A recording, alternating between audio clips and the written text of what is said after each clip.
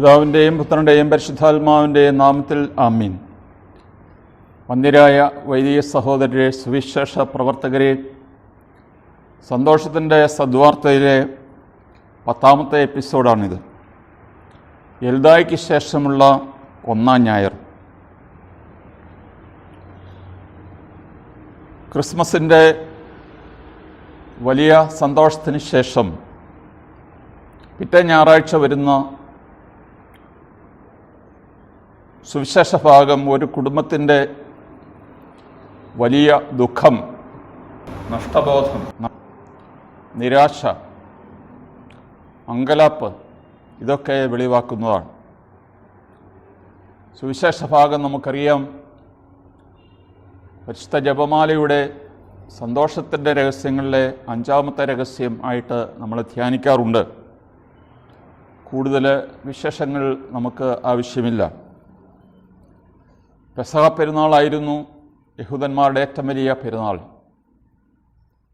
10,000-കണക്കിന് ലക്ഷക്കണക്കിന് ആൾക്കാർ ഒരുമിച്ച് കൂടുമ്പോൾ ആ ജനക്കൂട്ടത്തിൽ ഒരു ബാലനെ നഷ്ടപ്പെടുക, ഒരു ദിവസത്തെ യാത്ര കഴിഞ്ഞപ്പോഴാണ്. അക്കാലത്ത് കൂട്ടം കൂടിയായിരുന്നു തീർത്ഥാടകർ പോയിരുന്നത്.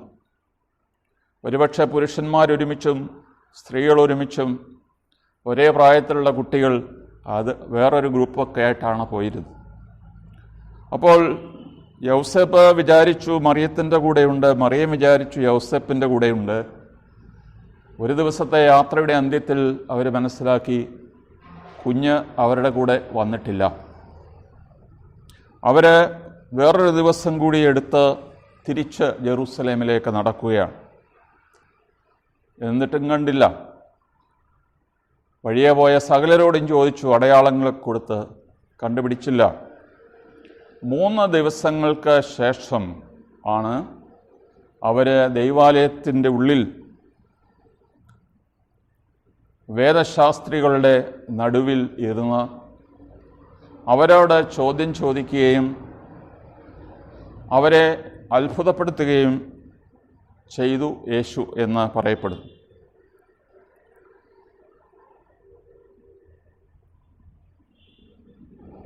എന്താണ് ഈ വേദഭാഗം കൂട്ടിച്ചേർക്കാനായിട്ട് ലൂക്കാസ് സുവിശേഷകനെ പ്രേരിപ്പിച്ചത്?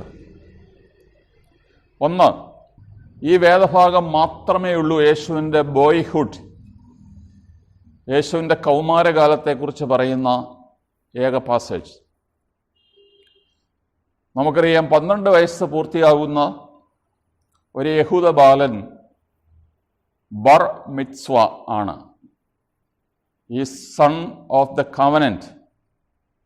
മിത്സ്വ എന്ന ഹീബ്രു വാക്കിൻ്റെ അർത്ഥം കമാൻമെൻ്റ് എന്നാണ്. മിത്സ്വോത്ത് അതിൻ്റെ പ്ലൂറൽ.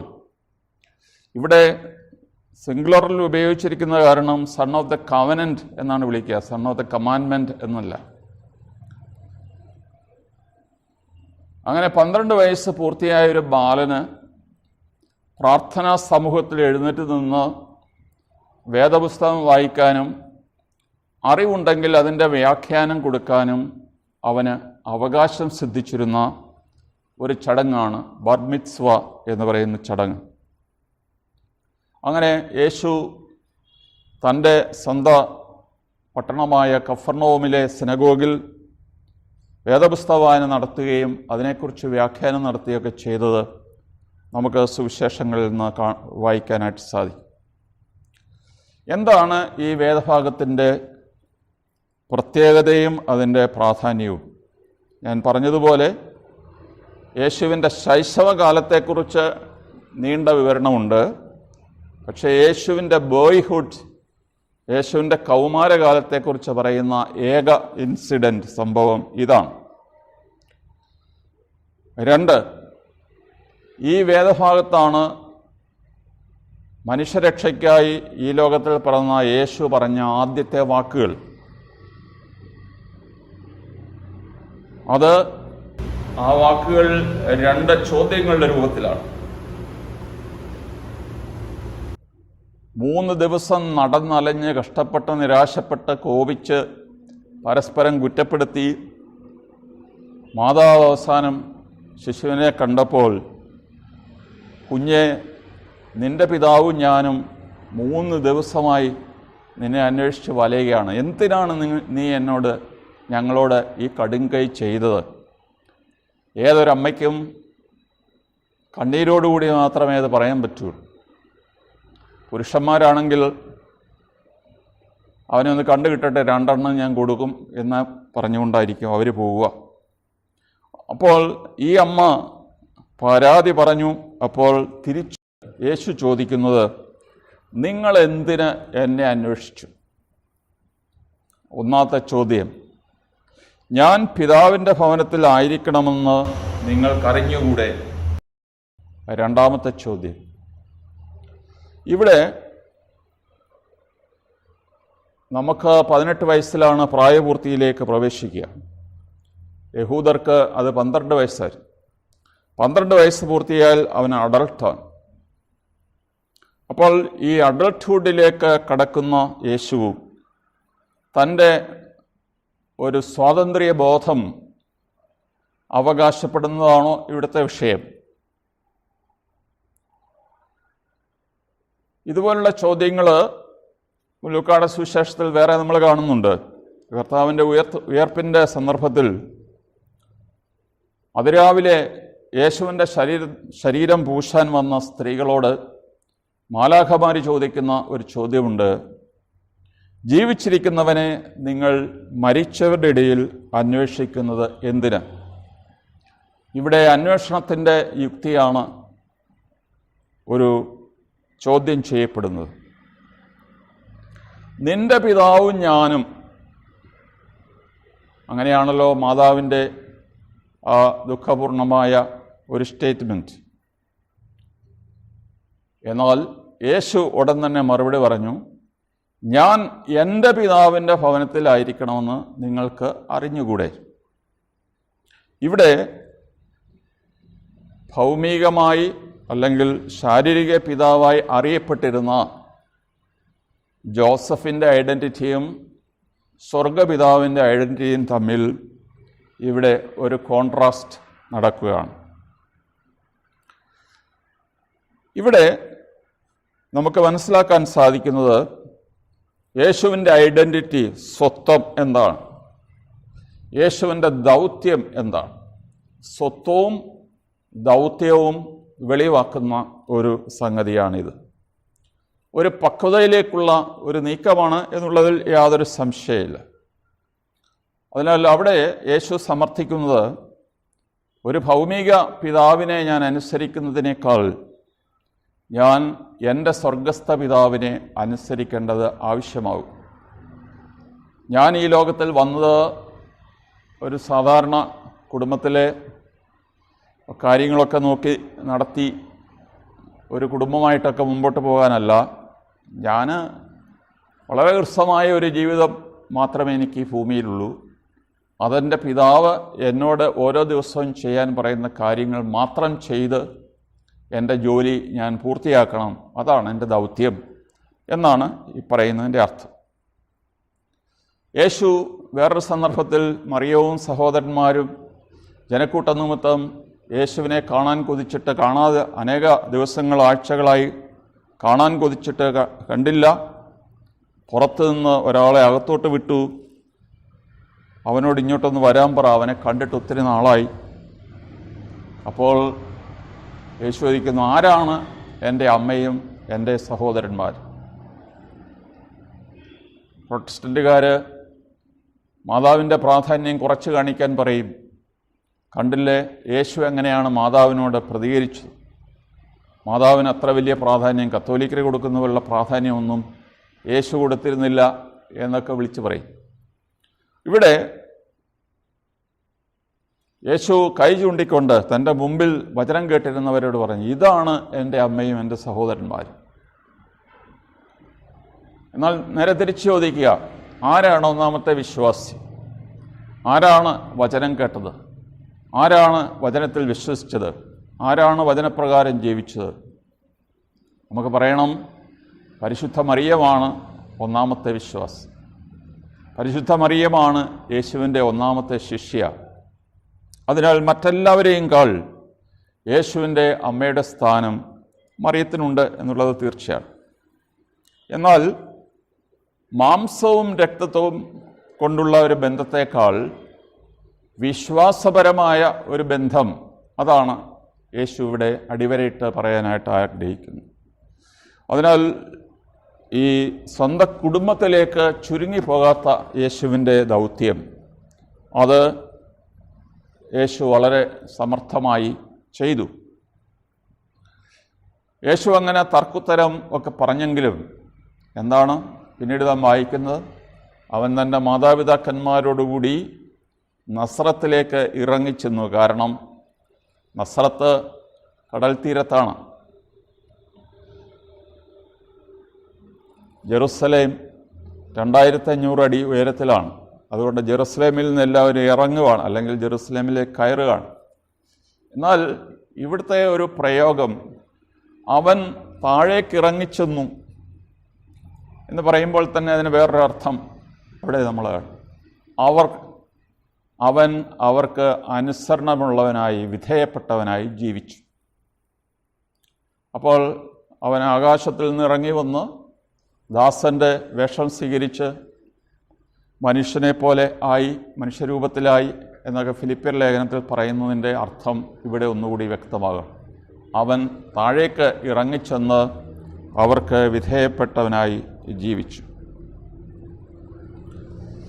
ഈ വേദഭാഗം വരുന്നത് 2 സംഗ്രഹ പ്രസ്താവന, സമ്മറി സ്റ്റേറ്റ്മെൻറ്റിൻ്റെ ഇടയ്ക്ക് സാൻഡ്വിച്ച്ഡ് എന്ന് നമ്മൾ പറയാറുണ്ട്. സാൻഡ്വിച്ച്ഡ് പാസേജ്, 2 പ്രധാനപ്പെട്ട സ്റ്റേറ്റ്മെൻറ്റുകളുടെ നടുവിലാണ് ഈ യേശുവിനെ ജെറുസലേമിൽ നഷ്ടപ്പെട്ട ഈ വിവരം ശേഖരിച്ചു വെച്ചത്.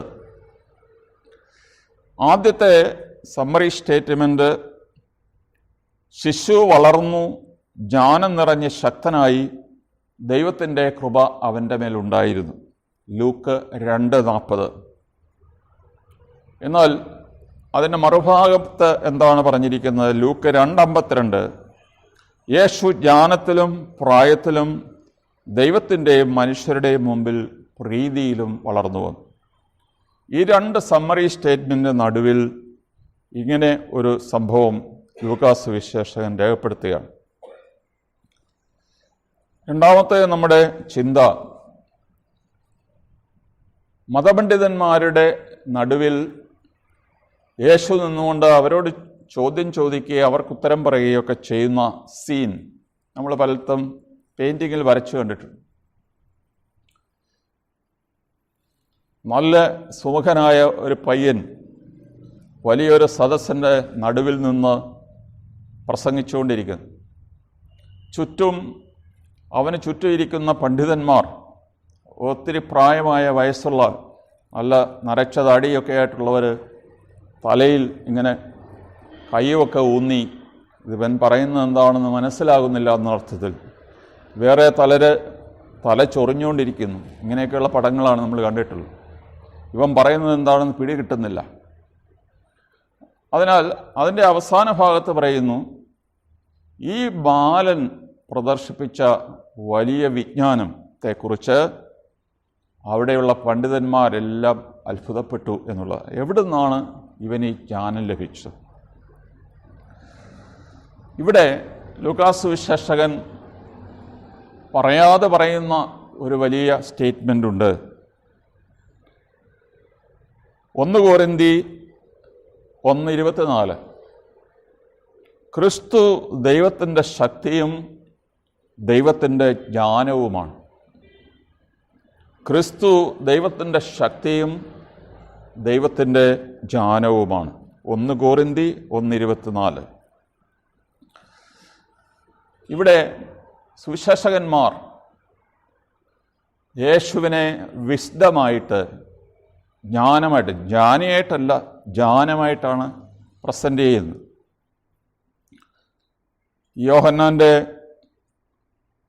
7-ാം അധ്യായം 37 മുതൽ 39 വരെയുള്ള വാക്യങ്ങളിൽ കൂടാരത്തിരുനാളിൽ യേശു ഒരു ഉയർന്ന സ്ഥലത്ത് നിന്നുകൊണ്ട് എല്ലാവരെയും മാടി വിളിച്ചു. ദാഹിക്കുന്ന എല്ലാവരുമേ എൻ്റെ അടുക്കൽ വരുവീൻ, കുടിക്കുക, സമൃദ്ധമായിട്ട് ജലം കുടിക്കുക. ഇത് പ്രോവർബ്സ് 9 സുഭാഷിതങ്ങൾ 9-ാം അധ്യായത്തിൽ ജ്ഞാനം ഒരു വലിയ പ്ലാറ്റ്ഫോമിൽ കയറി നിന്ന് വഴിപോക്കരെ എല്ലാവരെയും ക്ഷണിക്കുന്ന ഒരു വേദഭാഗമുണ്ട്. ജ്ഞാനം ഉപദേശിക്കാൻ വേണ്ടി അവിടെ അത് വീഞ്ഞായിട്ടാണ്, ജ്ഞാനത്തെ വീഞ്ഞിനോട് ഉപമിച്ചിരിക്കുന്നത്. എല്ലാവരും വന്ന് സമർത്ഥമായി പാനം ചെയ്യാൻ വിളിക്കുകയാണ്. ഇവിടെ കൂടാരപ്പെരുന്നാളിൽ യേശു എല്ലാവരെയും തൻ്റെ ജ്ഞാനം ഉൾക്കൊള്ളാനായി, തൻ്റെ പരിശുദ്ധാത്മാവിനെ ഉൾക്കൊള്ളാനായിട്ട് വിളിക്കുന്നുണ്ട്. അതിനാൽ യേശുവിനെ ഇവിടെ വിശദമായിട്ട് ജ്ഞാനമായിട്ടാണ് പ്രസൻറ്റ് ചെയ്യുക. ക്വസ്റ്റ്യൻസ് ആൻഡ് ആൻസേഴ്സ് തീർച്ചയായിട്ടും അങ്ങനെയാണല്ലോ കുഞ്ഞുങ്ങൾ പഠിക്കുക. പ്രത്യേകിച്ച് ഇന്നും പഴയ ദേവാലയത്തിൻ്റെ പരിസരത്ത് ധാരാളം മതപരമായ സ്കൂളുകളുണ്ട്. ആർക്ക് വേണമെങ്കിലും കയറി ചെല്ലാം. അവിടെ പണ്ഡിതന്മാർ സ്ഥിരം ഇരിക്കുക. രാത്രിയൊക്കെ വരെ പണ്ഡിതന്മാരവിടെ ഇരിപ്പാണ്. ഏത് യുവാവിനും യുവതിക്കും അവിടെ കടന്നു വന്ന് മതപരമായ ചോദ്യങ്ങൾ ചോദിക്കാം. അവർക്ക് വലിയ ലൈബ്രറി ഉണ്ട്. ആ ലൈബ്രറിയിൽ നിന്ന് അവർ പുസ്തകം വായിക്കുമ്പോൾ അവർക്ക് കുറേ മനസ്സിൽ കുറേ ചോദ്യങ്ങളുണ്ടാകും. അത് എടുത്തുകൊണ്ട് പോയി ഒരു പണ്ഡിതനായ റബിയുടെ മുമ്പിൽ പോയിരുന്ന് ചോദ്യം ചോദിക്കാം. നമുക്കും ചോദിക്കാം, ഇപ്പോഴും അതുണ്ട്. അപ്പോൾ ചോദ്യ ഉത്തരങ്ങൾ അതായിരുന്നു അന്നത്തെ ഡൈഡാക്റ്റിക് ആയിട്ടുള്ള രീതി. അതിൽ പ്രത്യേകമായിട്ട് ഒന്നും പറയുവാനില്ല. ഇവിടെ മൂന്നാമത്തെ നമ്മുടെ അവസാനത്തെ പോയിന്റ്, ഹൂ വാസ് ലോസ്റ്റ്? യേശുവാണോ പേരൻസ് ആണോ ലോസ്റ്റായത്? പേരൻസ് ലൂസിങ് എ ചൈൽഡ് എന്ന് പറയാറുണ്ട്. പക്ഷേ കർത്താവ് നേരെ തിരിച്ചാണ് അത് അവതരിപ്പിച്ചത്. നിങ്ങൾ എന്തിന് എന്നെ അന്വേഷിച്ചു? എൻ്റെ പ്ലേസ് ഇതാണ്. I am not misplaced, my place is this. ഒരു സാധനം നമ്മൾ വെക്കേണ്ട സ്ഥലത്ത് വെച്ച് കഴിഞ്ഞാൽ അവിടെ അന്വേഷിച്ചാൽ മതി. അപ്പോൾ ആരാണ് മിസ്പ്ലേസ്ഡ് ആയത്, ആരാണ് ലോസ്റ്റ് ആയത്? അത് പേരൻസാണ്. അതുകൊണ്ട് I must be in my fathers house. Greek ഭാഷയിൽ എൻ തോയിസ് തു പത്രോസ് എന്ന് മാത്രമേ പറഞ്ഞിട്ടുള്ളൂ. പക്ഷേ പണ്ഡിതന്മാർ പറയുന്നു അവിടെ കൂട്ടിച്ചേർക്കേണ്ട ഒരു വാക്കുണ്ട്, എൻ തോയിസ് ഹഗിയോയിസ് തു പത്രോസ്. താ ഹഗിയ എന്ന് പറഞ്ഞ ടെമ്പിൾ എന്നാണ്. അപ്പോൾ നമ്മൾ സാധാരണ പറയാറുണ്ട്, എൻ്റെ പിതാവിൻ്റെ കാര്യങ്ങളിൽ ഞാൻ വ്യാപൃതനായിരിക്കണം എന്നൊക്കെയാണ് POC ബൈബിൾ വിവർത്തനം ചെയ്തിരിക്കുന്നത്.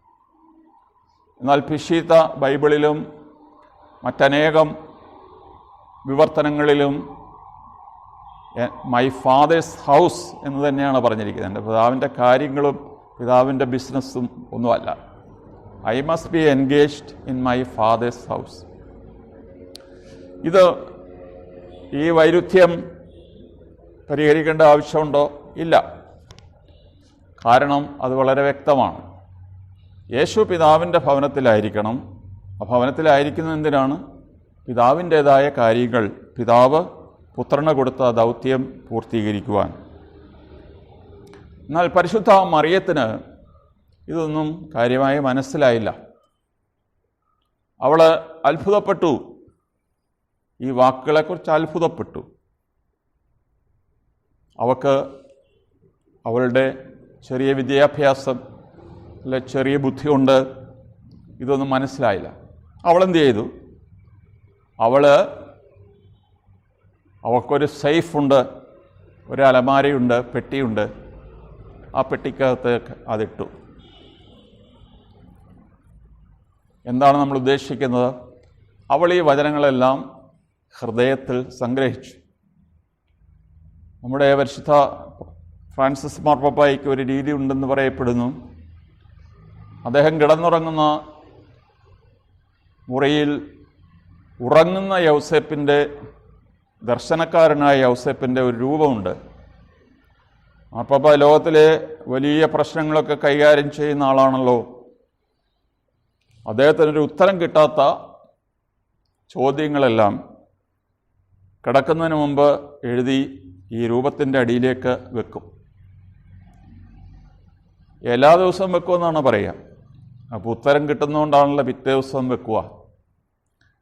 അത് അന്ധവിശ്വാസമാണോ എന്ത് വിശ്വാസമാണ് അത് നമുക്ക് വിധിക്കണ്ട.